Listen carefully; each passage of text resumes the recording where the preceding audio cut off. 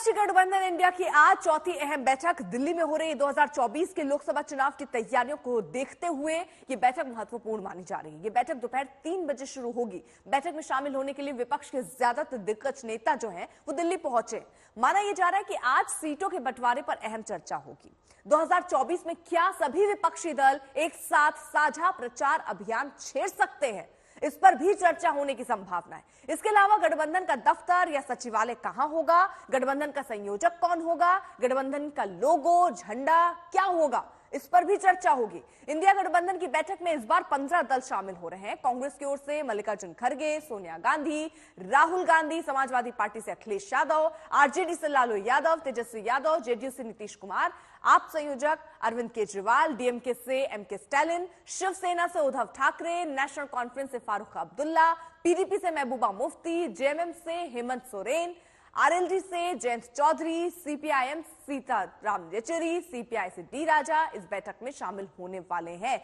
याद होगा आपको, इससे पहले जो विपक्षी दल की बैठक होनी थी उसको उस समय स्थगित किया गया था और आज का दिन दरअसल चुना गया। पिछली बार ममता बनर्जी और अखिलेश यादव समेत तमाम नेता ही कहते हैं कि वो जाएंगे या नहीं जाएंगे, सस्पेंस बना हुआ था, जिसके बाद ये फैसला लिया गया, उस कार्यक्रम को स्थगित किया गया और आज ये कार्यक्रम किया गया है जहां पर सबके जुटने की जो है तस्वीर दिख रही है। लेकिन किस तरह ताकत है इस इंडिया गठबंधन की, वो भी हम आपको दिखा रहे हैं। किसके पास लोकसभा और राज्यसभा में कितनी सीटें, और इन सीटों के हिसाब से अगर हिसाब लगाएं तो कितनी मजबूत है ये इंडिया गठबंधन। आज और चर्चाएं होनी है, बयानों का दौर जारी है, आपको सुनवाते हैं। इंडिया गठबंधन बैठक करने आए हैं, सभी लोग आ रहे हैं। इंडिया गठबंधन के बैठक में हम सब लोग आए हैं जी, और इसको बहुत हम इसका उज्जवल भविष्य है और इंडिया गठबंधन इस बार देश में सत्ता बनाएगा और हम लोग जीतेंगे और सब लोग मिलजुल करके हम लोग एकजुट हैं और एकताबद्ध होकर के हम लोग नरेंद्र मोदी के सरकार को उखाड़ के फेंकेंगे। हमारा बंगाल में बोला था अब की बार 200 पार, 100 पार हुआ था, तो इधर में पहले ही बोल दिया अब की बार 400 पार। वो 100-200 पार होगा? नहीं होगा। इतना एरोगेंस ठीक नहीं है, इतना ऑडेसिटी ठीक नहीं है। सब कुछ बदल दो, पहले तो आदत बदले। वो स्ट्रांग नहीं है, हम लोग मिलके, हमको स्ट्रांग होना पड़ेगा सब मिलके। जो बैठक है उसमें तो रहेंगे हम लोग और हमें उम्मीद है देश के सभी नेता मिलकर के और खासकर इंडिया गठबंधन के जितने भी साथी हैं निर्णय लेंगे और आने वाले समय में भारतीय जनता पार्टी को कैसे हटाएं उस पर विचार जरूर होगा। सारी चीजों पे बात होगी और जहाँ तक आपको बोला गया है कि 4 कमेटियां तो बनाई गई है पहले से, और कमेटी में जो है वो कमेटी का काम जो है वो कमेटी देख रही है और हर चीजें जो है सामने थोड़ी लाई जाती है। नहीं, ये तो देखिए जब इंडिया अलायंस बनी है तो सारा तो एक ही है ना भाई, तो इसमें अलग अलग क्या है। हम लोग सब मजबूती के साथ जिसको जो जिम्मेवारी मिलेगी वो हम लोग जो है निभाएंगे और करेंगे।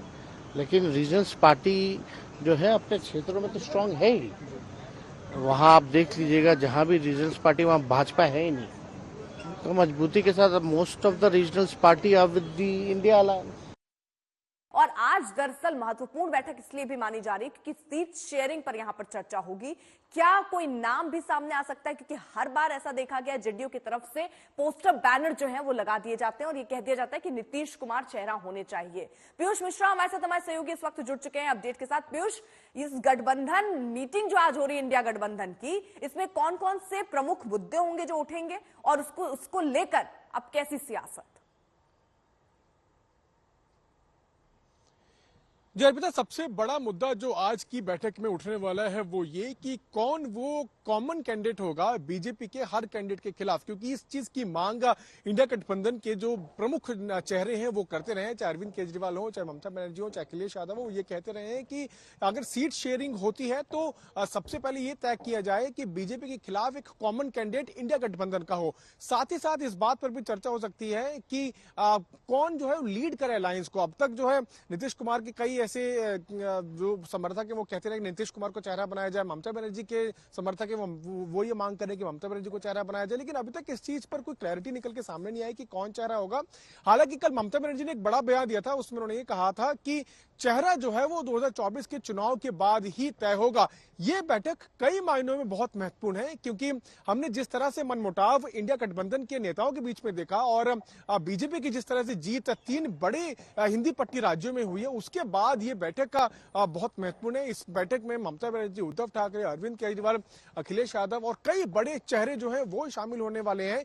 कांग्रेस पार्टी ने इससे पहले जब बैठक बुलाई थी वो बैठक पोस्टपोन हो गई थी, क्योंकि कई नेता जो है वो दिल्ली में अवेलेबल नहीं थे। अब जो है सभी नेता दिल्ली कल देर शाम पहुंचे हैं और आज स्टालिन से लेकर उद्धव ठाकरे और ममता बनर्जी सब जो है बैठकर तर्क वितर्क करेंगे कि कैसे बीजेपी के खिलाफ एक कॉमन कैंडिडेट खड़ा किया जाए। पीयूष आप रहिए जरा साथ। अब देखिए, इस बीच जब हम ये बात कर रहे हैं कि कौन से वो मुद्दे हो सकते हैं, उस बीच सामना में दरअसल एक लेख लिखा गया जिसमें नसीहत दी गई है इंडिया गठबंधन की बैठक से पहले, और कहा गया कि सिर्फ इकट्ठा होना, भोजन करके घर चले जाना, इससे सुधार नहीं होगा। तीनों राज्यों में इंडिया ने नहीं, कांग्रेस ने इसको गंवाया है। जीत का केक अकेले खाना चाहती है कांग्रेस। तो ऐसे में जब सबके साथ आने की बात कर रहे हैं और स्वर अगर सबके अलग हो तो ये कैसा साथ है, ये भी सवाल है। यहां रथ में 27 घोड़े हैं, प्रधानमंत्री के बहुत चेहरे हैं, कहना दिल बहलाने जैसा है। 100 रसोइये भोजन का स्वाद खराब कर देते हैं। साहिल जोशी हमारे साथ, हमारे सहयोगी इस वक्त जुड़ चुके हैं। साहिल, एक तरफ इंडिया गठबंधन की ये बैठक, दूसरी तरफ ये तंज, ये क्या दिखाता है? देखिए अर्पिता, ये तंज नहीं है, ये बड़ी खबर है। खबर ये है इसमें कि पहली बार इंडिया अलायंस के एक पार्टनर ने सीधे सीधे डिमांड की है कि इंडिया अलायंस बिना फेस के नहीं चल सकती। इंडिया अलायंस को प्रधानमंत्री मोदी के खिलाफ एक चेहरा देना होगा। ये कहकर काम नहीं चलेगा कि हमारे पास सारे लोग बड़े बड़े चेहरे हैं। दूसरी एक इम्पोर्टेंट डिमांड शिवसेना की तरफ से रखी गई है, वो ये रखी गई है कि इससे पहले मुंबई में हुई बैठक में एक कोऑर्डिनेशन कमेटी बनाई गई थी, लेकिन उनका ये कहना है कि एक कन्वेनर की जरूरत है कि जिसके चलते इंडिया अलायंस की बैठकों से कुछ चीजें निकले और उस पर फॉलो अप किया जाए। सिर्फ आके खाना खाने से और काम चलेगा। तो 2 इम्पोर्टेंट डिमांड पहली बार इंडिया अलायंस के बैठक में रखी गई है। पहली डिमांड ये रखी गई है शिवसेना की तरफ से कि आपको इंडिया अलायंस के लिए कन्वेनर रखना पड़ेगा। छोटी पार्टियों को, भले ही जिस राज्य में कांग्रेस स्ट्रांग है वहां पर छोटी पार्टियों को भी साथ में लेना पड़ेगा। और तीसरी डिमांड, प्रधानमंत्री नरेंद्र मोदी के खिलाफ चेहरा देना जरूरी है। इंडिया अलायंस 2024 में मोदी के सामने या बीजेपी के सामने खड़ी नहीं हो पाएगी। तो ये 3 इम्पोर्टेंट डिमांड्स उसमें रखी हुई है। बेसिकली कांग्रेस के रवैये को लेकर कहीं ना कहीं नाराजगी इसमें नजर आती है। उनका ये मानना है कि कांग्रेस किसी को चेहरा बनाने नहीं दे रही है, ना ही अपना चेहरा प्रोजेक्ट करना चाहती है। दूसरा, उनका ये मानना है कि कांग्रेस किसी को कन्वेनर अपॉइंट नहीं करना देना चाहती है। इससे पहले नीतीश कुमार के कन्वेनर होने की बात की जा रही थी, लेकिन उसके बाद वो बात पीछे हो गई और 11 नेताओं की कोऑर्डिनेशन कमेटी बनाई गई जो मुंबई में बनाई गई। लेकिन अब शिवसेना का ये कहना है कि एक कन्वेनर इंडिया अलायंस में होना चाहिए, जिसके कहने पर इंडिया अलायंस पार्टनर्स काम करें। साहिल, ये क्या हर दल जो है वो अपनी बैटिंग करता हुआ नजर आ रहा है? नीतीश कुमार अपनी तरीके से पोस्टर उनके लग रहे हैं कि उनको सामने रखा जाए। क्या उद्धव अपने लिए इसमें बैटिंग कर रहे हैं? इसको सीधे तौर पर ऐसे समझें, क्योंकि आप ये समझिए कि अगर 3 बैठकें हो चुकी हैं और उसके बाद भी आपको सामना में ये लिखना पड़े कि आप ये चाहते हैं, तो इसका मतलब क्या? फिर बैठक किस लिए? देखिए, ऐसा है कि ये रियलाइजेशन है। इससे पहले इंडिया अलायंस के सारे का ये मानना था, सभी लोगों का ये कहना था कि कोई फेस देने की जरूरत नहीं है, प्रधानमंत्री बाद में तय किया जाएगा। शरद पवार से लेकर कांग्रेस से लेकर सभी लोगों का ये मानना था कि अगर हम अभी से चेहरा प्रोजेक्ट करेंगे तो इंडिया अलायंस में दरार हो सकती है। कई लोगों को लगता है कि उसके वजह से लोग रूठ सकते हैं। मसलन अगर कांग्रेस से चेहरा पुश करेंगे तो हो सकता है ममता बनर्जी को उस पर आपत्ति हो, नीतीश कुमार का चेहरा प्रेजेंट करेंगे तो हो सकता है कि किसी और दल को उस पर आपत्ति हो। इसके चलते चेहरा प्रेजेंट करने की जरूरत नहीं है। लेकिन शिवसेना को लगता है कि कोई ना कोई चेहरा फेस करना जरूरी है कि जिसके वजह से, क्योंकि जिस तरीके से बीजेपी इस मुद्दे को खास करके उठा रही है कि प्रधानमंत्री मोदी के खिलाफ इंडिया अलायंस के पास कोई भी चेहरा नहीं है और इसीलिए इंडिया अलायंस मोदी और शाह को या बीजेपी को डिफीट नहीं कर सकती। उसके खिलाफ अगर हमको जाना है तो हमें कोई ना कोई एक चेहरा, कोई नेता ये ठीक है, लोगों के ठीक है सामने साहिल, रोक रही हूँ मैं आपको। बहुत बहुत शुक्रिया आपका।